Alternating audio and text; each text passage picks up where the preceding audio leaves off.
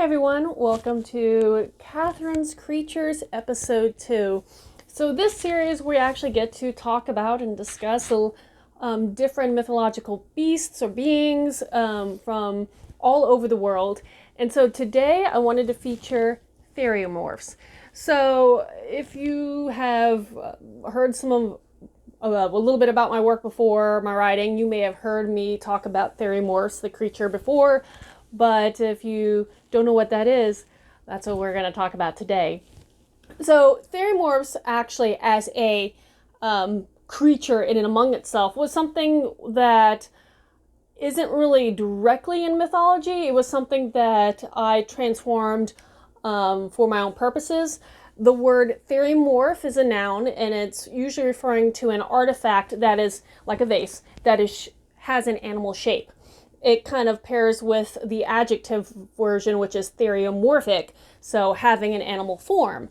Going back to just the source of that word was interesting to me because it goes back to Greek, where it's therio, which meant wild beast, and morphic, which is form, so having animal form, kind of brought the idea of shifters or shapeshifters into mind. And so for me, selecting the word theriomorph for my race of shapeshifters in my series, The Incarn Saga, made sense. It just worked because literally it kind of pertains to that concept.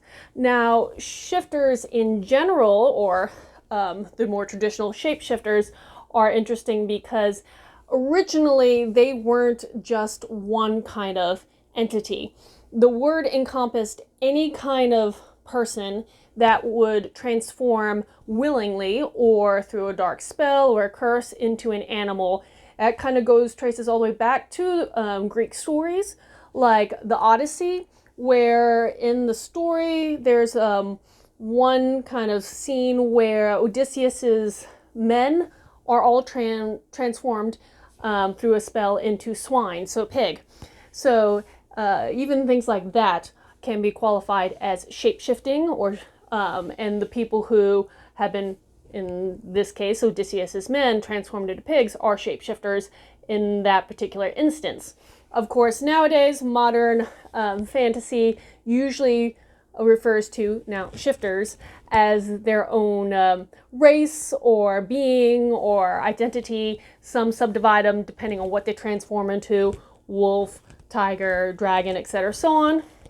But not always the case. But kind of going back to the source of the word shapeshifter originally, just keep in mind that that also encompassed things like vampires, because in the lore that they transform into bats, they qualify, true werewolves and the like. Even witches, certain lore, they would transform into different kind of animals at night, and so they themselves could be qualified as a shapeshifter.